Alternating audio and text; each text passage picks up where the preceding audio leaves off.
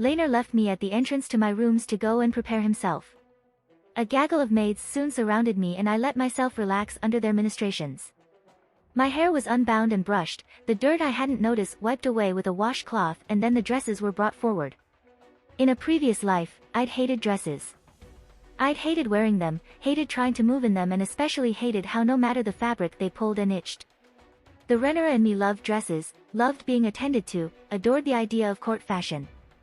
I'd been startled to say the least when I'd realized I actually looked forward to dress fittings. Even more so when my new fashion-conscious eye could pick out courtly attire and what it meant. Nothing too ostentatious tonight, Jenna. The maid in question curtsied and indicated for a black dress embroidered with red dragons. Another maid brought forth a mantle of red that evoked the style common to the veil. Too tired to assess whether that would offend my dear good father or not, I gave my assent. The whole affair took about an hour. Outside of the window, the sun was beginning to set. I stopped to watch it. I wasn't in any particular hurry, and I beyond tired of dealing with Corliss. I needed a few moments just to myself. What would I do if I couldn't get the black powder to work? After my brief respite, I made my way to the private dining rooms. Leena was not present yet, but Lord Corliss and his wife were. I bit back a groan and hoped it hadn't shown on my face. Corliss greeted me with his usual taciturn nod whilst his wife pulled me into a hug. I returned it happily. For all that I disliked Corliss, I loved Rainey's. "You look well. Any chance of good news?" she asked, with a friendly nudge as we sat down. Sometimes I wondered what the hell went on in their heads, that they could miss Lainer's planet-sized see-through closet. At the mention of heirs though, I became the subject of the Lord of Driftmark's laser-like focus. I took a sip of wine before answering. "Not yet, Lady Rainey's, but I pray to the Mother that I will be blessed soon. When in doubt, invoke religion." It's amazing how many Westerosi nobles dislike talking about religion. "As do I," echoed Lainer as he finally entered. He seated himself next to me after depositing a quick kiss on his mother's temple. "Praying won't help," said Corliss, breaking his silence at last.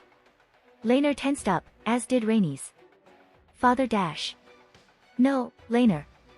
You have been married for nearly half a year now. You think the servants do not speak?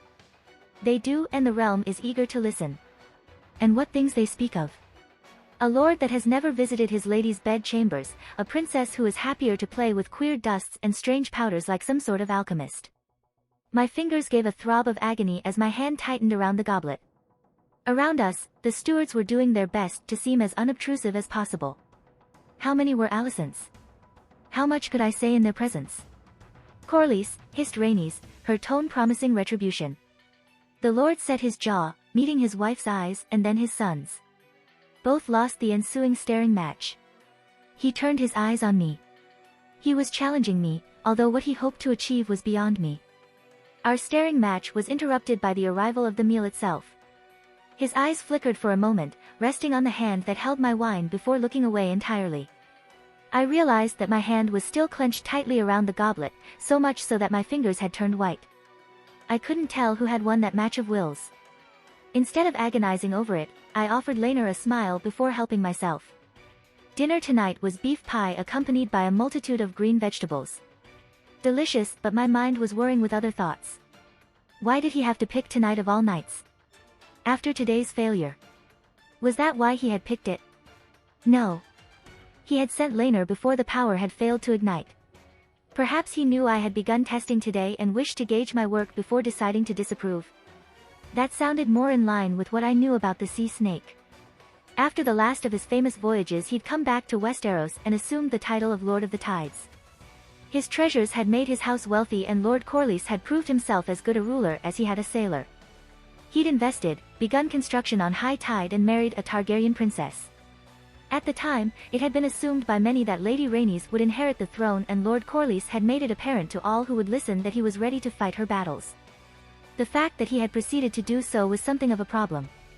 None of the books I had read had ever gone into detail about it, but it seems the conflict between Aemon's line and Baelin's line had begun far earlier than the Grand Council of 101 AC.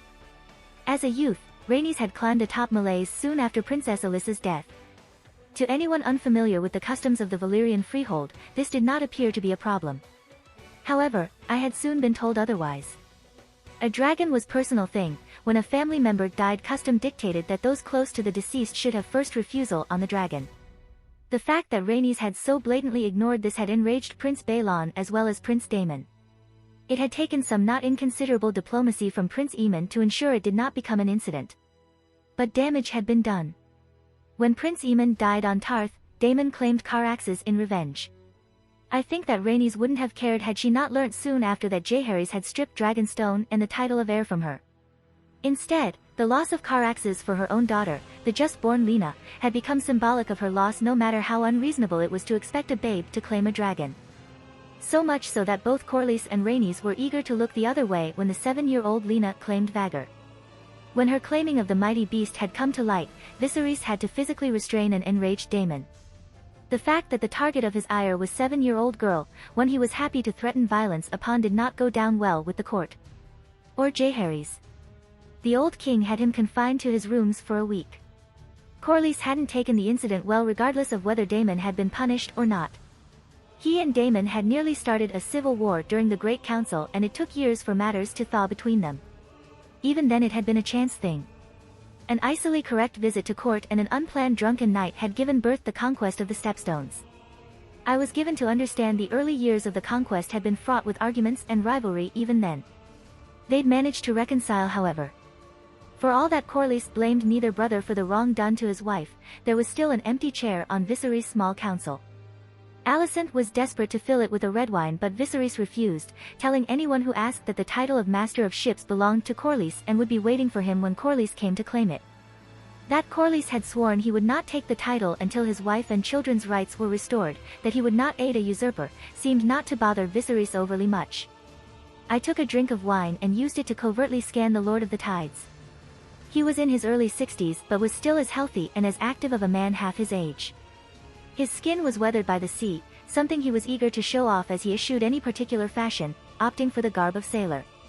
Admittedly, the fabrics used were silk and satin. He wasn't as handsome as his son, his features were thicker than the normal aquiline Valyrian look, but I'd imagine he still many a maiden blushing. He certainly had the Rhaenyra in me blushing. The dinner proceeded in an awkward silence, with no one quite willing to break it. Laenor opened his mouth a couple of times but seems to back down before the words made their way out. I forced myself to focus. That Corlys was trying to assert authority over me was obvious. The fact that he had all but usurped the castle from me was annoying. I'd been so focused on the powder. I pulled my thoughts away. This needed to be about Corlys. Oh, of course. He can't be seen involving himself too much in the goings-on of the court.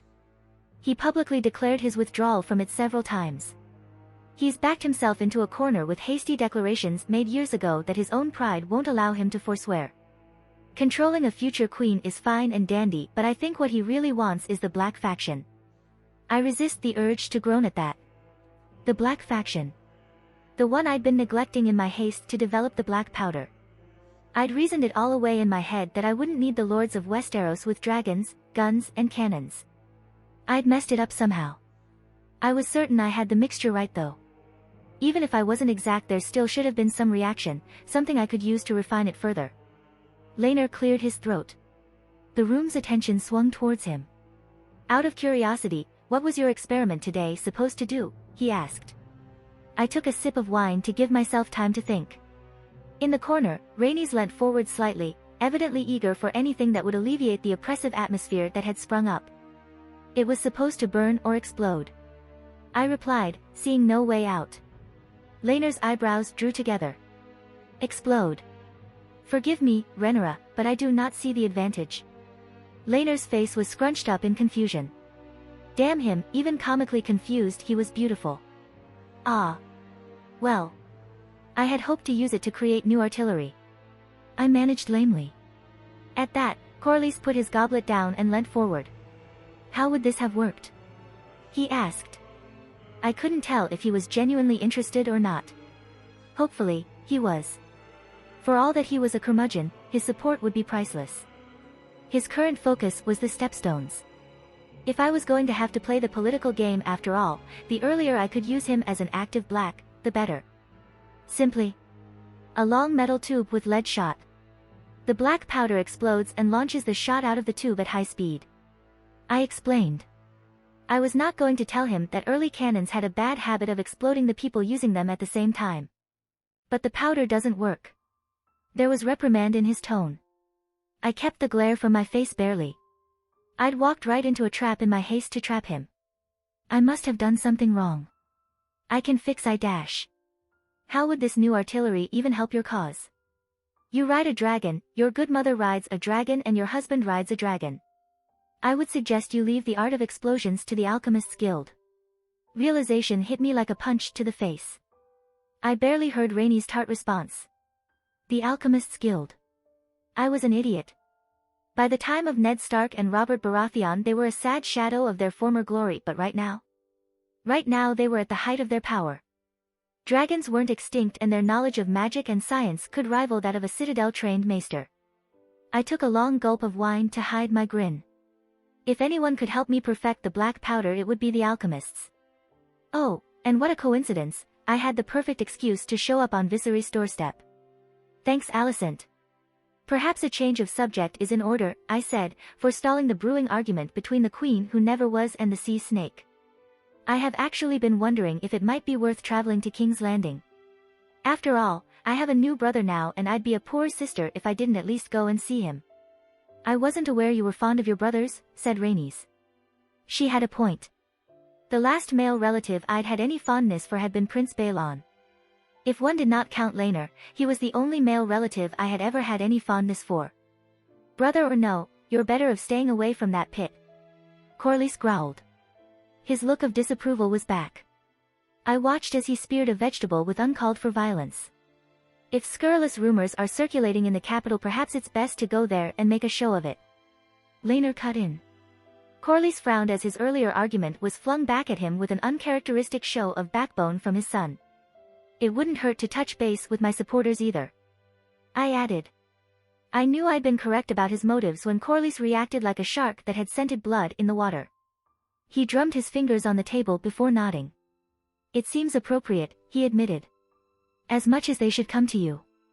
Good luck with that, dear husband. The lords of Westeros are a prickly bunch. They don't like being summoned like common servants, chuckled Rhaenys. As the atmosphere became less tense she'd begun relaxing. Corlys merely snorted in response. Chilled fruit was served soon after. Regardless of your plans, it seems I cannot stay here for much longer. That is why I requested this meal tonight. I need to return to the Stepstones and I've tarried here for as long as possible. In response to Corlys' statement, Rhaenys sighed and looked harried. Laenor leant forth and, surprisingly, laid a gentle hand over mine. Is there news regarding Prince Daemon? He asked. I tensed and Laenor's hand tightened about mine. The fingers of my right hand ached. I was glad Corlys had waited until the main meal was over with as at the mention of my uncle, my appetite fled. Rhaenys shot me a pained look. It seems the pirates once thought routed have gathered under a new banner. They will launch an attack on Bloodstone before the year is out. Corlys explained. The Triarchy? Asked Laenor. I wasn't paying attention though. I could not deal with thoughts of him tonight. Not after the failure of the powder and Corlys' antics. I shall retire. I announced, rising to my feet. If Corlys was surprised by this, he did not show it. Instead, he nodded his permission. The Rhaenyra and me wanted to slap him. This was my castle, not his. I could not, of course. I would wait until he was gone and root out the men and women he had bought. Ser Joffrey was uncommonly good at finding and locating those with loose tongues and it would be a nice distraction from his romantic troubles. Killing them was too much but perhaps a one-way ride to Driftmark with a notice that Corlys had forgotten some of his men and women. Laenor, why don't you accompany your wife tonight? For all that it was put forward as a suggestion, it was a command. One Laenor leapt to obey, his earlier show of backbone forgotten in haste to be out from underneath the all-knowing eye of his father. I pictured his face as he read the message informing him that I had severed his power base in Dragonstone without death or violence before offering Laenor a comforting smile. Evidently a long night's sleep and time to think up a plan were not on the cards today then. We didn't speak as we made our way back to my rooms. I wanted to point out that Lord Corlys had gone so far beyond propriety tonight that he was possibly approaching politeness from the other side, but to do so before Joffrey's spring cleaning would be stupid. Corlys wouldn't take it personally but he'd absolutely use it against me. I guided Leena inside my rooms and dismissed the maids and servants with a final request for a pitcher of wine. My lord husband was tense, as if he were made of glass. I directed him to a chair and took a seat opposite him. We did not speak until the steward delivered the pitcher and 2 goblets. Even then we both had made our way through our first goblet before I started, having spent the silence searching for the right approach. I do believe your lord father was 5 minutes away from suggesting he attend to the matter of an heir personally as well. My voice wasn't quite the dry, scathing tone I was going for, but it worked to startle Leena from his funk. He gave a sharp, short laugh. Mother would feed him to Malays, I could see that. Lady Rainey's had a fierce temper, and according to Leena and Leena, many a maid had been dismissed from their roles at high tide. We cannot keep on like this, Leena, I told him in the silence after. The man nodded solemnly. I will stick by my plan to wait for an heir, but you must provide it. He sighed heavily and poured himself more wine before throwing back nearly half the goblet. I felt sorry for him, I truly did.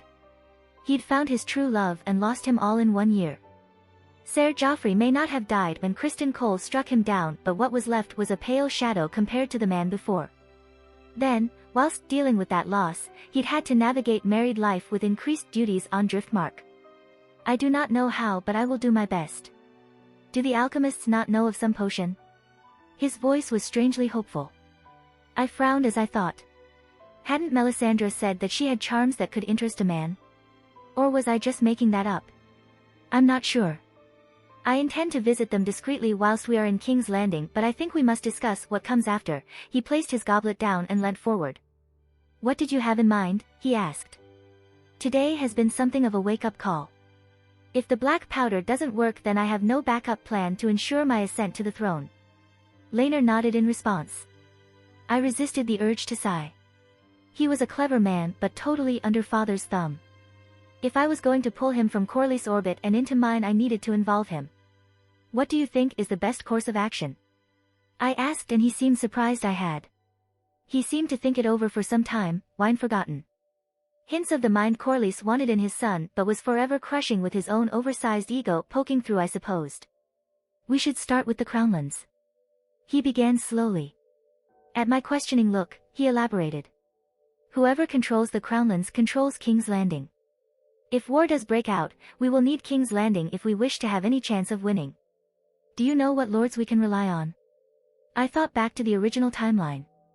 Most of Rhaenyra's support had come from the northern regions, whilst Aegon's had been mostly southern. That was proving true in my case as well. The fledgling Black Cause was mostly made up of the Crownland houses sworn to Dragonstone and Vale lords. My cousin will likely side with me, I pointed out. Lady Jane has only recently obtained her majority and is already embroiled in a succession dispute herself. There's also the chance that raids by the mountain clans could pull their armies away at a critical time. Damn him, he was right. Jane had the support of the majority of the Vale lords, but there were a few that either opposed her outright or did not care to offer any support. Perhaps an offer of support. A letter to my cousin to assure her that I will ensure her rights are respected should armed conflict break out. Leena nodded in agreement. I can try and obtain permission from father to send overly ambitious male relatives to the Stepstones. It would give Lady Jane an excuse to cut them off from their support bases in the Vale. There's still the matter of the mountain clansmen though. The mountain clansmen of the Vale were the biggest problem for a stronger Vale. Dealing with them would not be easy. They were first men who believed that the Vale was rightfully theirs and viewed all Undulls as trespassers. The problem with that line of thought was that by now, the Undulls had been here for thousands of years. You couldn't just ship them off back to Andalos. For most of the time, the clansmen were willing to sit in their hidden villages and attack only the remotest of locations. When autumn came, however, they would swarm down from the mountains into the Vale of Arryn proper and carry out mass raiding for food and women. Jane's father and brother had died whilst attempting to mount a response to the autumn raiding. A story every house in the Vale could relate to. They refused all diplomacy, they killed people, drove the rest from their homes, stole women, and the aftermaths of their attacks often saw even more people dying due to lack of food and adequate shelter. Although it revolted me, they would have to be eliminated. I said as much to Leena, who merely shook his head. The Arryns have been saying that for centuries. Although, I suppose they've never had a dragon before, he mused. Suddenly, I wish we'd had this meeting around the painted table. It would have been much cooler. So we cultivate allies in the Crownlands and the Vale as our first step. Give ourselves a core of loyal lords and use the strengthened black faction to pull in more from other regions, I concluded. It would work as a solid opening move, politically. Although, even if black powder was behaving strange, other things might not be. What was the first thing everyone did in the stories? Seed drill. There were other areas that could be uplifted, not just military technology. What about glass houses? I asked. Glass houses? I admit such things would be useful for luring northern lords to our side, his voice clearly laying out that he thought the northern lords would be about as useful as a chocolate teapot, but they are too expensive to buy and for the northern lords to maintain. Not if we can make it ourselves. Westeros was fully capable of making glass. The issue is that it was glass of a truly awful quality. Most glass was bought and shipped from Myr, which drove the prices to truly eye-watering heights. You believe your alchemy could give us the ability to make glass? He asked, doubtfully. I wasn't surprised. Myr kept the glass-making secrets close to their chest. Slaves were bought as children and raised into the profession, those of them that tried to run away were given horrific punishment and those that stayed and were obedient were given a far better life than even some of the free citizens of Myr. A gilded cage, but a cage nonetheless. I, however, had an advantage no Westerosi glassmaker had. When I had awoken as Rhaenyra, I had put as much as I remembered of modern technology to paper. Whilst the knowledge of glass creation was not exactly something I could remember now, I knew I'd written down some details about its creation. Along with a whole treasure trove of technology one could use for the carrot part of a carrot and stick routine with the lords of Westeros. The stick part would, of course, be Syrax. I can't. I came into possession of a book when I was younger. A very poor translation of an older work from the Valyrian freehold. I copied as much as possible, but it was very damaged. It contained many useful technologies, but the instructions were rather garbled. I know glass was in there somewhere. When in doubt, imply that you're operating on secrets obtained from the freehold. Anyone with even a drop of Valyrian blood has a tendency to buy it hook, line and sinker. It would also cover for the fact that I hadn't exactly remembered many of the instructions. Not that I could remember anything about it now, of course. When I had been 4 and a fresh newcomer to Westeros, the information had been fresh in my mind, but even fresh it was hardly a step-by-step guide to an uplift. Oh. Balls. I'd hidden it in a tunnel accessible from my old room. My old room in the Tower of the Hand. The current occupant of the tower was Lionel Strong and his sons, Harwin and Larys. Larys was easy to deal with. He was intelligent and he enjoyed engaging in intelligent conversation without the pity or mocking that he usually dealt with due to his clubfoot. Harwin was a whole different problem. My need for saltpetre had seen me negotiate for access to Harrenhal. In my haste, I may have accidentally given Harwin the idea I was interested in more than a simple trade. The result had been awkward and Alicent had probably gone to sleep laughing for months afterwards. Technologies? Oh, I used an anachronism, didn't I? That is what the book called them, I replied with a shrug after the initial moment of panic had worn off. Well, regardless of the terms, a book about Valyrian technologies would be invaluable. Do you still have the copy you made? He asked, eagerly. That would be the issue. I explained the issue with the current location and he sighed. The matter with Harwin was ill done, but it can't be helped now. We must retrieve your copy. Once we have it, we can use the information to strengthen our allies and bind them to our cause. He looked more animated now than I'd ever seen him, and I'd seen him as a rambunctious 7-year-old that wanted to explore the secret passages of the Red Keep. Did your notion of black powder come from the book? He asked after settling down. It did. As did the notion of the cannon. They put them on ships, you know. I informed him. Imagine that. Pirates would never be a problem again, he murmured. I poured us some more wine. He took the goblet gratefully and took a sip. I took my own large gulp before addressing the next part of things. We have some solid political strategies down, but we must talk personal. It was like letting air out of a balloon as he seemed to literally deflate. Didn't we already decide we were waiting for heirs? He almost whined. Not that. I'm talking about the image we project to the world at large. As much as it pains me to admit, Lord Corlys was right. Oh boy, did it pain me to say that. You spend your time on Driftmark up to your ears in paperwork, and I spend mine of Dragonstone up to my ears in dash. Bat crap, Leena interrupted. Queer dusts and strange powders, I finished, overlooking his interruption. He smiled and took a drink of his wine once more. What would you have us do? He asked. Play the husband. We need to be seen together. Perhaps we could fly Syrax and see smoke regularly. And of course, we will need to regularly share a bed dash. I thought you said this wasn't about heirs, he said with a petulant air. Stop interrupting me. As I was saying, we need the appearance of a loving couple. One that had a rocky start perhaps, but nevertheless, I trailed off and he nodded as it sank in. I wouldn't mind flying with you regularly. Mother says you have the makings of an excellent rider. I was beginning to think the heirs situation was something of a hot-button issue for Leena.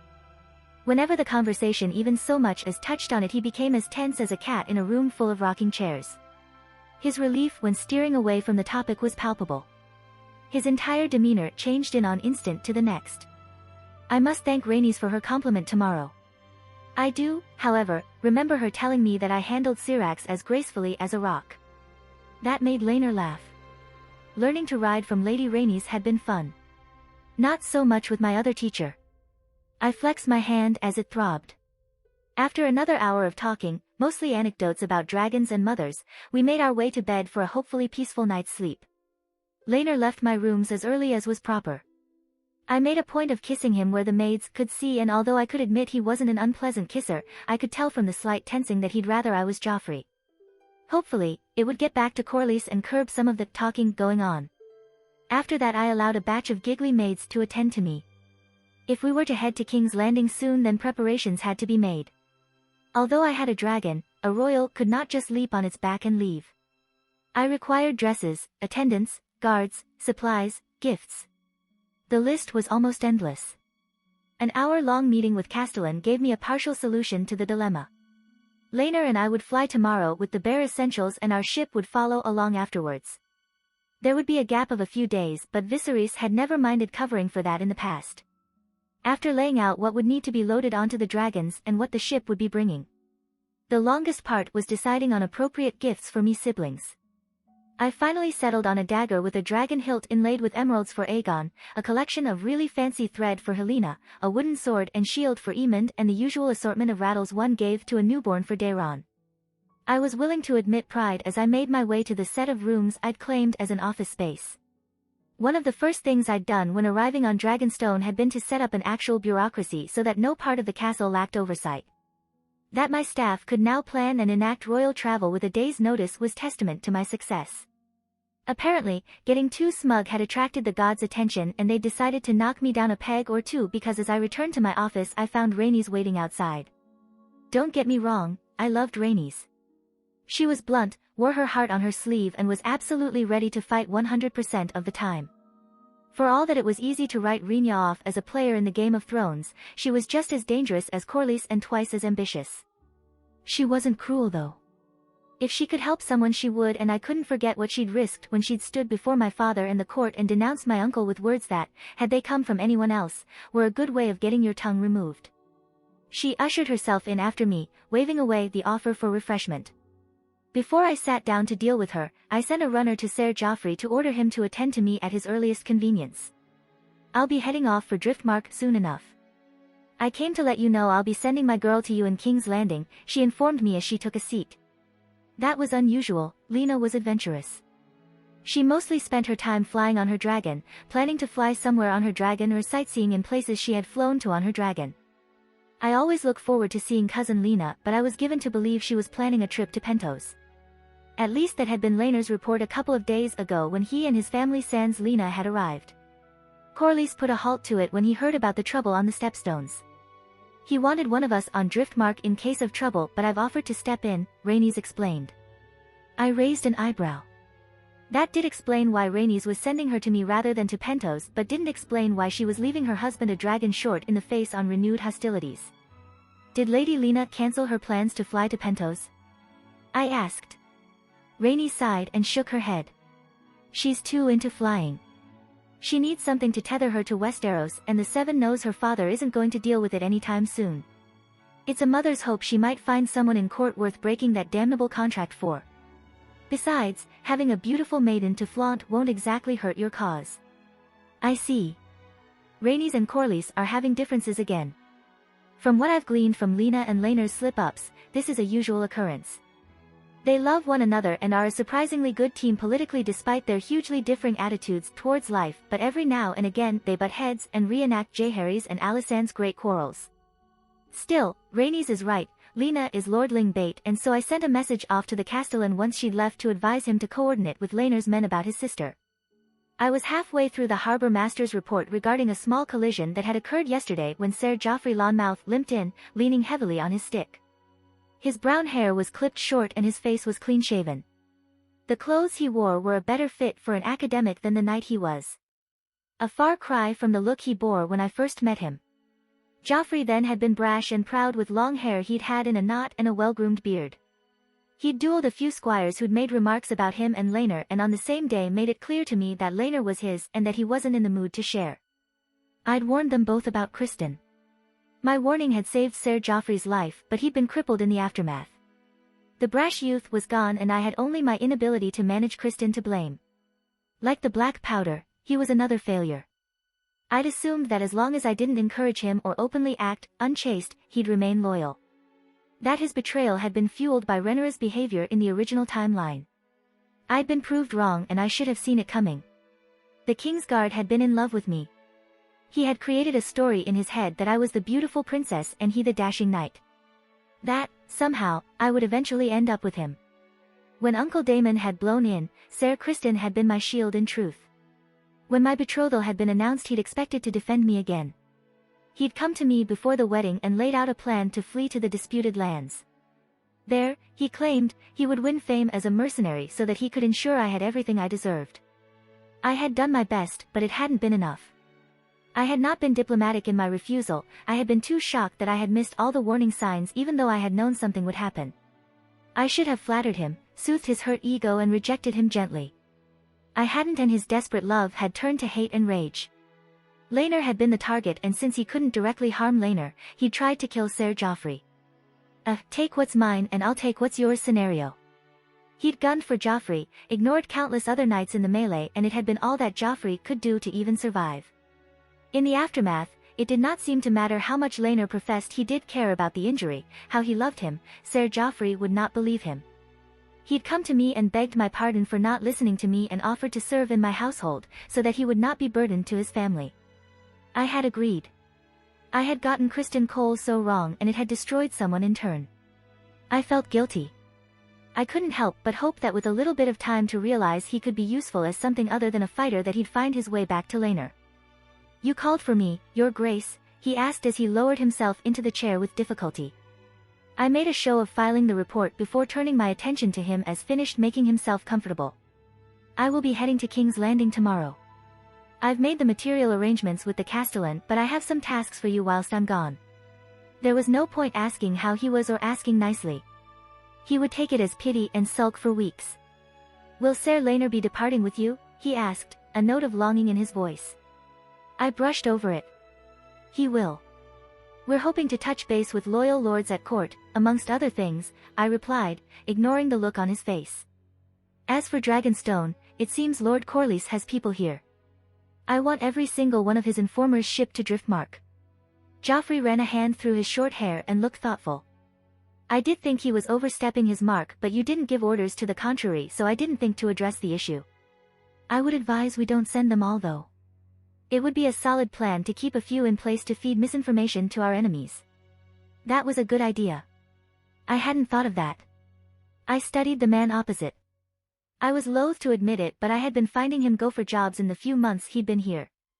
Apparently I'd caught his ability to turf out Alicent's spies and completely missed the fact he had a mind for sneakiness I could use.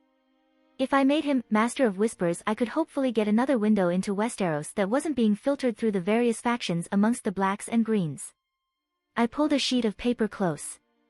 Technically, when writing a proclamation that someone has the authority to speak on your behalf, it should be done on vellum, not paper. It was, surprise surprise, considered an insult, but I judged Joffrey to be among the less block-headed members of my staff. "I would have you become my spy master of sorts," I said as I slid it across to him, and he read it, eyes widening. "You Grace." He paused, mouth moving. It was more than a crippled second son had any right to expect. I saw the anger at the imagined pity. Don't mistake this for pity or kindness, Ser Joffrey. You are capable and have my complete trust, but I have no doubt that you'll be cursing my name in a year's time. I'm tasking you with routing out my enemy's spies as well as establishing spies of your own within their ranks, I informed him, taking care that my voice was cooler than I actually felt. He swallowed audibly and nodded, staring at the paper transfixed. Having the ear of the heir to the throne was no minor thing. I should begin immediately, he said finally. Speak to the Castellan for an allocation of funds. Nothing too extravagant. Our goal is to ensure Dragonstone answers to me and only me currently. The paper I'd given him should mean the cranky old man should listen to Joffrey. Oh well, he could come and find me if he was refused. I will not let you down, you Grace, he swore as he pushed himself to his feet with a bit of struggle. My smugness about something going my way lasted until well past dinner, when Leena presented himself at the door to my rooms looking decidedly discontent. You made Joffrey your voice on Dragonstone, he accused the moment the doors shut and the room was free of unwelcome ears. You made him your spymaster. Yes, Leena, I did. He has a mind for people and the seven know he needs something to do. I snapped back, good mood evaporating. My husband dropped onto the bed and rested his head in his hands before sighing. I'm sorry. I should not. I miss him. I miss him so much. It's like I'm missing an arm. He flopped backwards and stared at the ceiling, talking to himself more than me.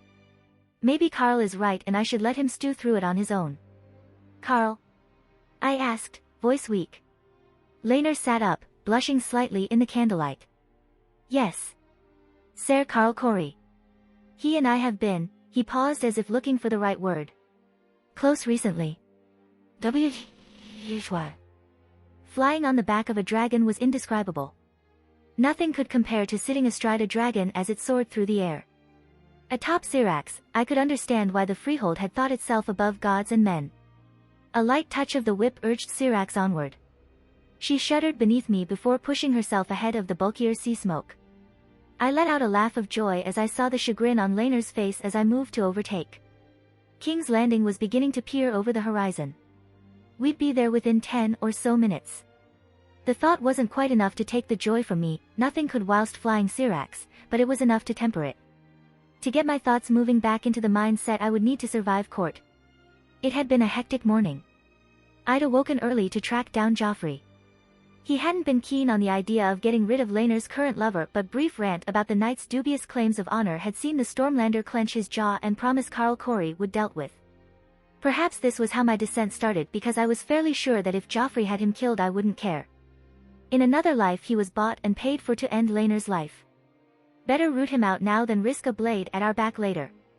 Especially if he had been Daemon's stooge. As we soared over the keep both dragons let out a bellowing roar. We made for the dragon pit and I was reminded of yet something else I would need to deal with when I ruled. The dragon pit was bad for dragons raised in it.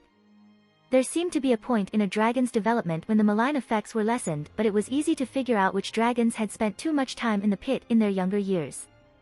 Vermithor, Silverwing, Seasmoke, Vagor, all were huge creatures for their ages and strong flyers to boot. In comparison, dragons such as Dreamfire, my own Syrax and even Rhaenys Malays were smaller and more slender. They lacked the sheer power non-pit dragons of similar ages. Of course, the pit dragons were easier to claim and train, so perhaps that had been Maegor and Jaehaerys' thoughts when they'd built the place. The pit dragons may be stunted to start with, but they could be salvaged. Plenty of food and flying had seen my Syrax able to match Seasmoke in speed, and she was, according to Rhaenys, one of the best living dragons when it came to aerobatics.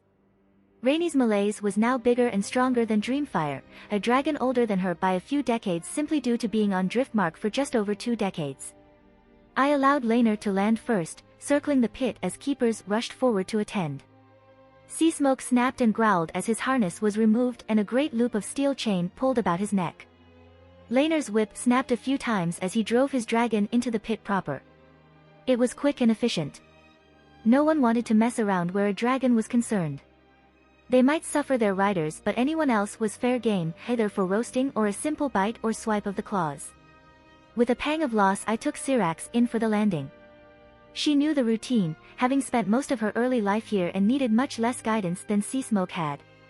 Again, the keepers were quick and efficient and Syrax soon followed Seasmoke into the gloom with minimal prodding. I allowed myself a deep breath in the blazing sun of King's Landing. Up here, on Rainey's Hill, the stench of the city was well obscured by the smell of dragon and that had long ceased to bother me. Around me, men scurried to separate our baggage from the harnesses. Being royalty had its upsides, I supposed. Like never having to unpack your bags. I was pulled from my musing by the approach of a tall knight dressed in the armor of the dragon keepers. They had supposedly sworn an oath to defend the dragon pit and the dragons themselves from danger whilst they rested. They oversaw pit security and the dragon's actual keepers, usually small folk drawn in by the promise of good coin and a payout if they died or were injured in their duties. From the sneer he couldn't quite hide and the shallow bow that was just inside propriety, I would guess he was one of Alison's appointments. No wonder the dragon pit was left so undefended in canon if this was the quality of men we were letting in these days. No doubt the scent of war had these green knights charging forth, convinced that because they'd seen dragons docile under their riders, they could handle a dragon in battle. Your Grace, he began with obvious distaste. I am Sir Byron Hastwick, current commander of the pit.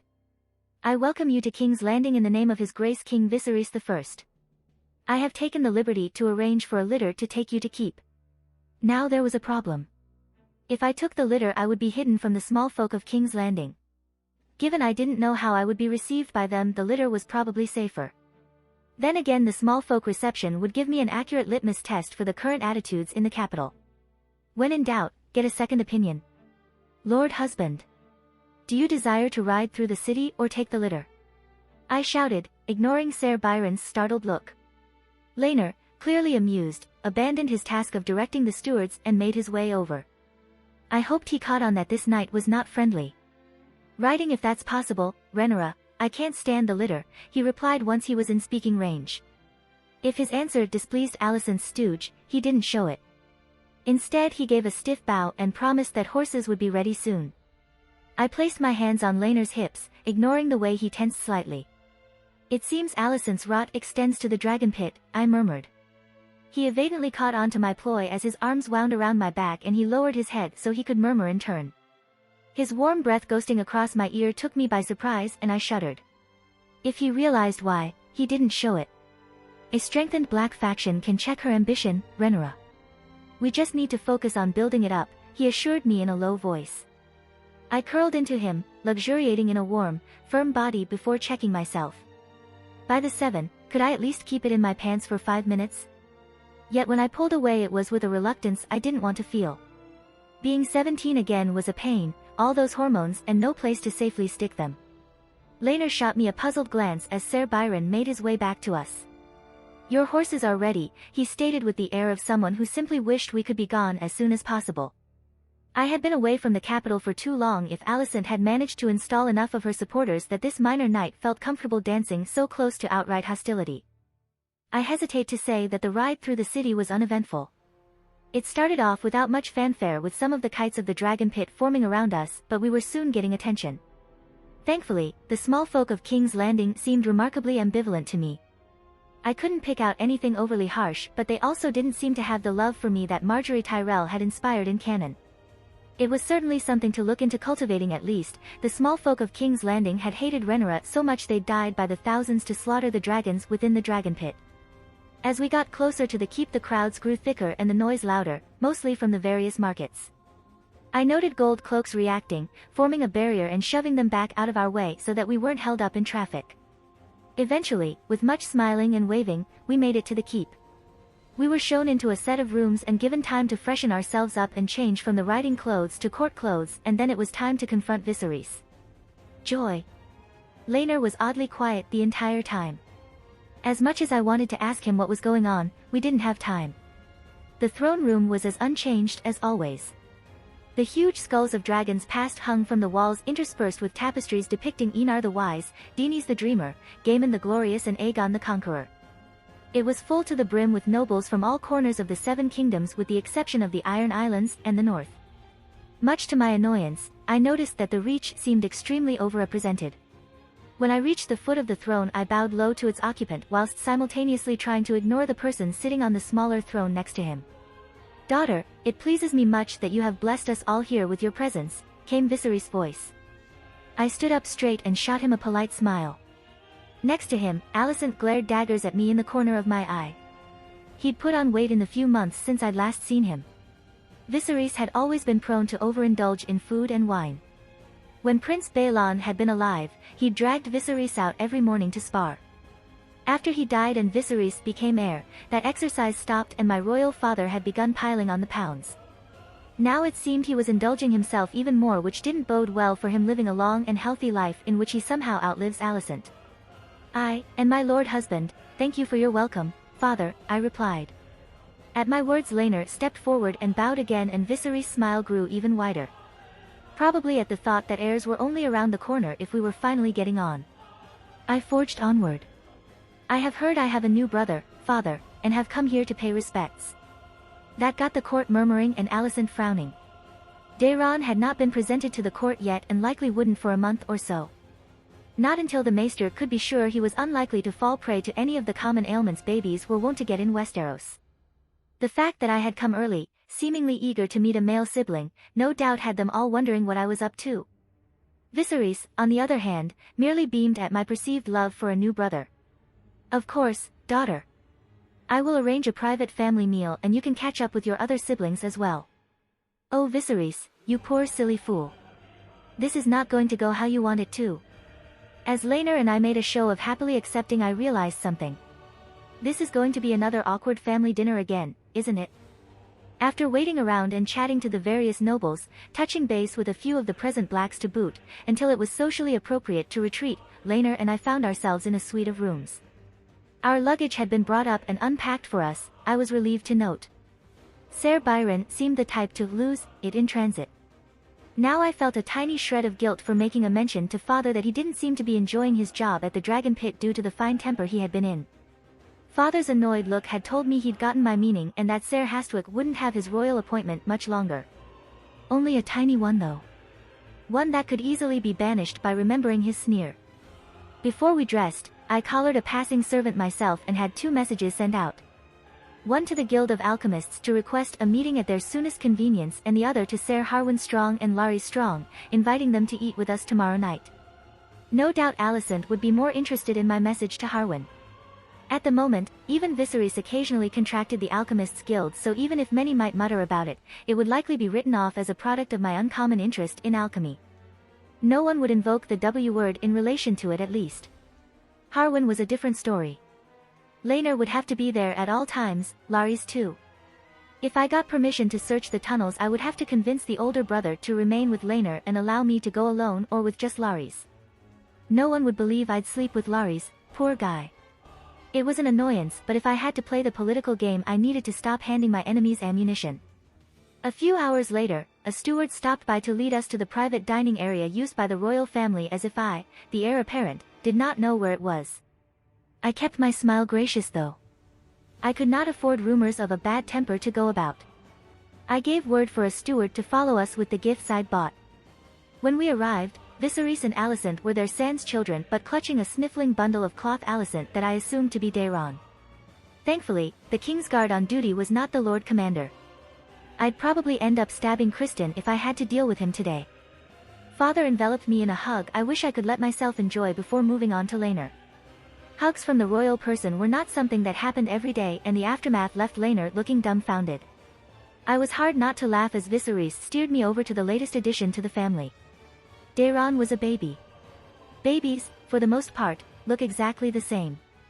Still, I made a show of cooing over him and even managed to coax a smile from him.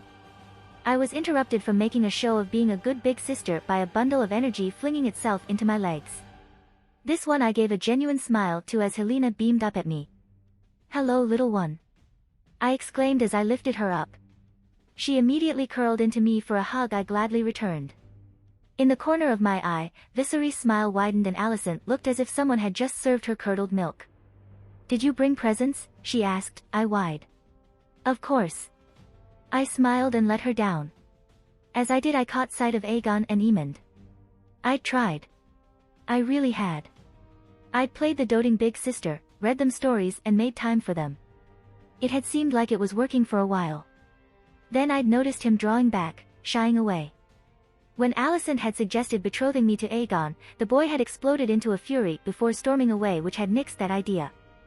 I'd tried to coax the reason for his outburst from him, but what I'd got was a whole lot of garbled, snot-covered whining that sounded as if it could be ripped straight from Alicent's mouth.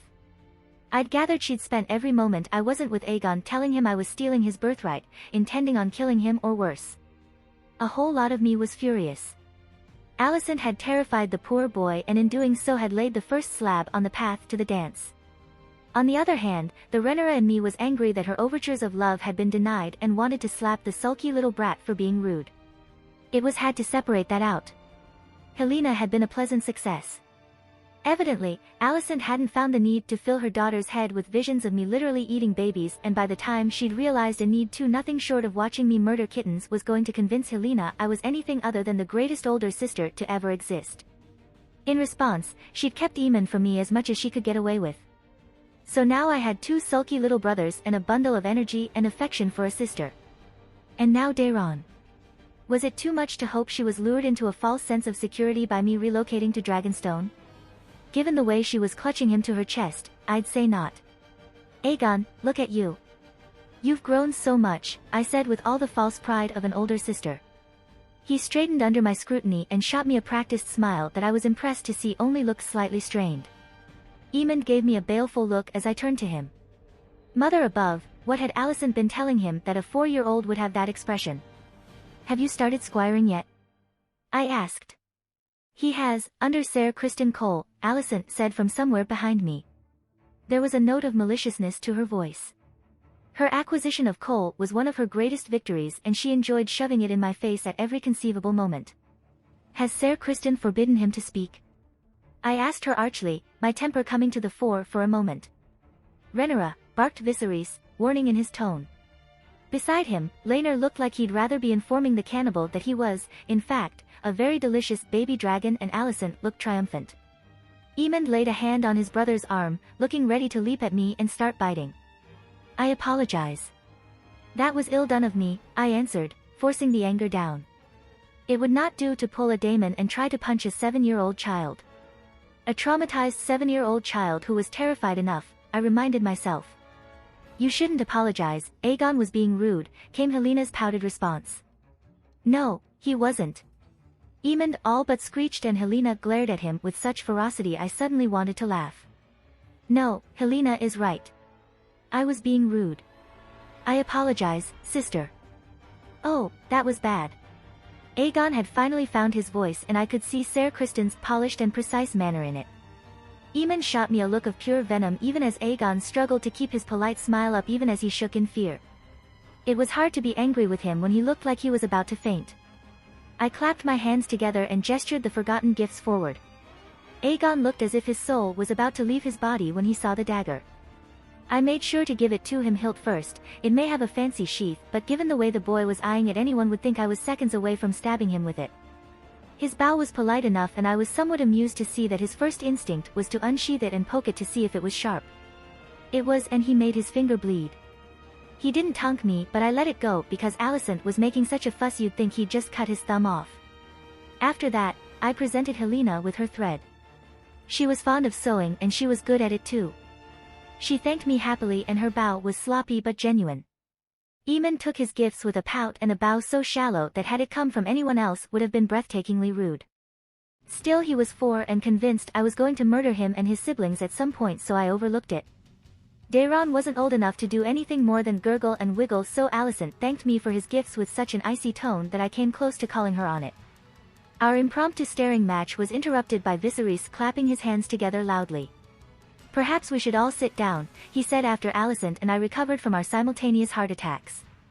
Laenor seized the king's interruption like a drowning man spotting dry land and all but threw himself into his seat. I took a seat at his side at a much more sedate pace after favoring Helena with a smile and wink.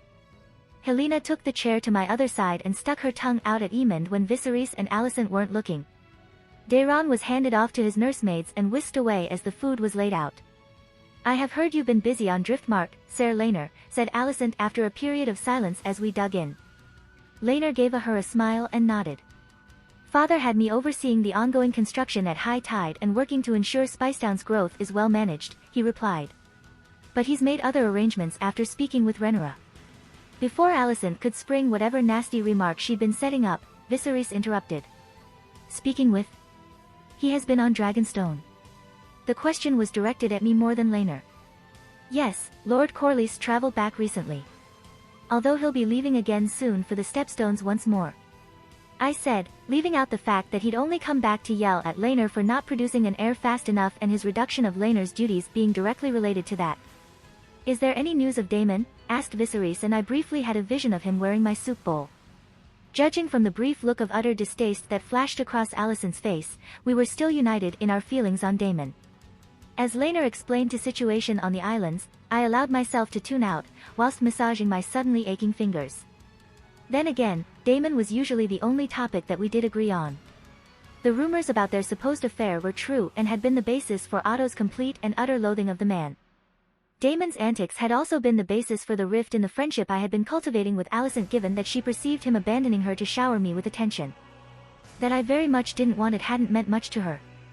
Still, wailing on Daemon, or his reputation when he wasn't present, was a good wholesome activity both the Blacks and the Greens used as a point of unity. I thought it was nice that we could all put aside our differences every now and again, but Viserys apparently didn't see it that way. Even when Daemon had. Even when I had told him about Daemon, he hadn't cared to listen.